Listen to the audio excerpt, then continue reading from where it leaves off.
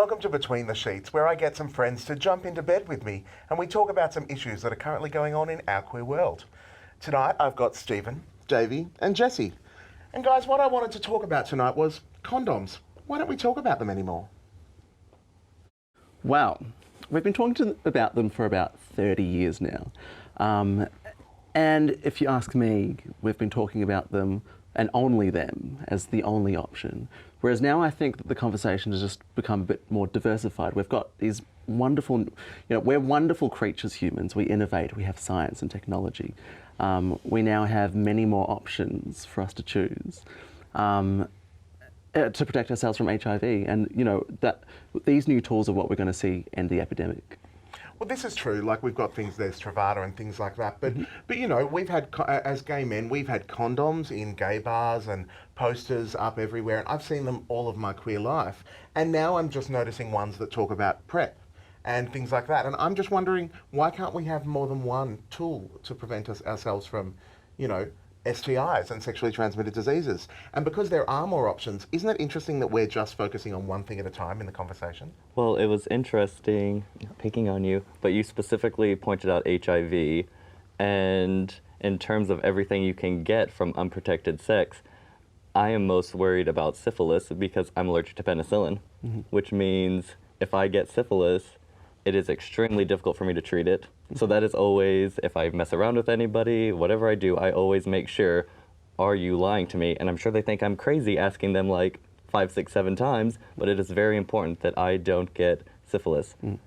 Well, so do you feel like we have changed in the way in which we talk about STIs and communicate about them? Because I feel like there's a much more open dialogue and conversation now when it comes to it. There is for me, anyway. I mean, the reason why I wanted to talk about this topic is because I haven't seen any promotion for condoms. I don't see condoms anymore. It used to be you would leave a gay bar and there'd be a bucket of condoms and you could grab it if you had that need. But also if you didn't, it was a good way to be aware and to understand your sexual health without having information thrust at you.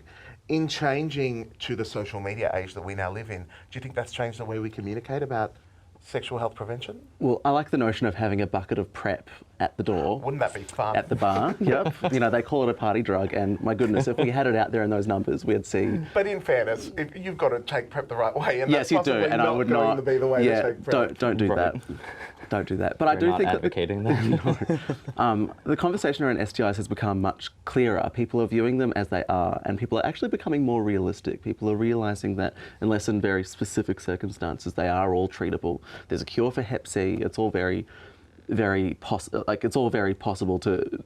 STIs don't have a huge impact generally for most people. Now, the only reason why condoms came about in the gay population, the queer population, were because for contraception and then for HIV/AIDS when the AIDS crisis started. That's when they exploded. That's when they exploded, definitely. Now we're coming to the end of that cycle, and so we have to reimagine a world where we don't necessarily have this, dire cloud HIV/AIDS over our head anymore, and sort of view, all right, well, where do we go from here? Am I comfortable with getting 3 gonorrhea jabs a year? Yeah, I am. But don't you think that leads to a greater symptom? I mean, I think one of the problems I see, and I love everything you've just said, but one of the problems I see within it is the fact that we're constantly jumping from one thing to another. As science has evolved, our understanding of sexual health and gay sexual health and queer sexual health has evolved, our understanding of sexual health prevention has evolved. Why do we need to jump from one thing to the next? Why can't we communicate everything? Aren't we just growing a stereotype that's letting people still not understand what we're talking about?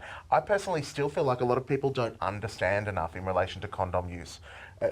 A lot of us are very learned, you in particular are, and you put a lot of energy and effort into communicating to people all the time.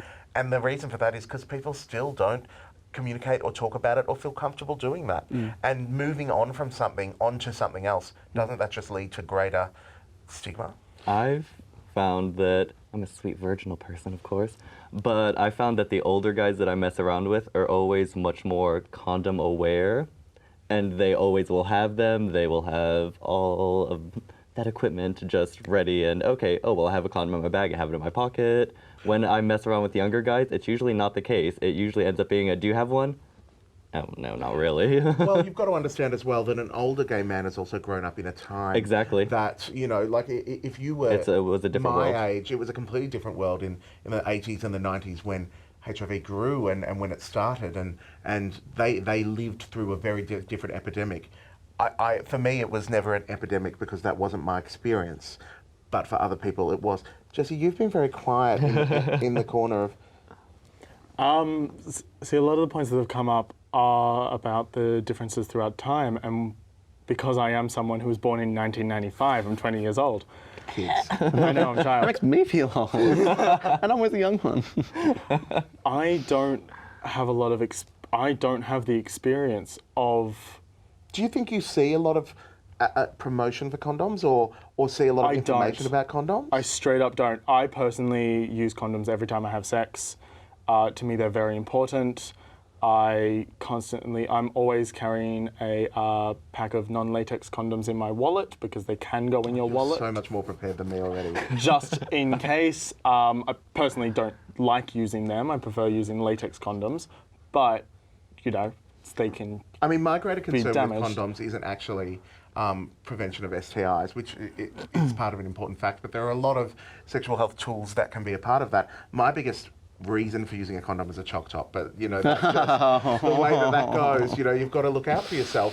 But you've Just get your bottle of Mount Franklin out. but you've hit the nail on the head where the simple fact is we have jumped from one sexual health prevention tool to promoting another. I disagree with that. And I feel like the problem is that we're jumping. You just said we've jumped away from condoms and jumped. No, we need to look at base knowledge level. So everyone knows about condoms. The knowledge level about condoms is here. Knowledge level about the other tools is down Oh, here. completely. So we need to push that so that there's a bit more equity in what people know about it. So instead of the massive investment in condom sort of advertising, we're seeing investment in advertising of these new tools because people don't necessarily know about it. Not everyone's on social media like. This is true. Jesse, you were going to say. But that being said, I personally have just recently gone on PrEP. And I think it's brilliant. I think it's a fantastic way to keep yourself safe. I don't, now that I'm on it, I'm not going to stop using condoms. I'm going to continue that. And because to me, it is using both in case one fails.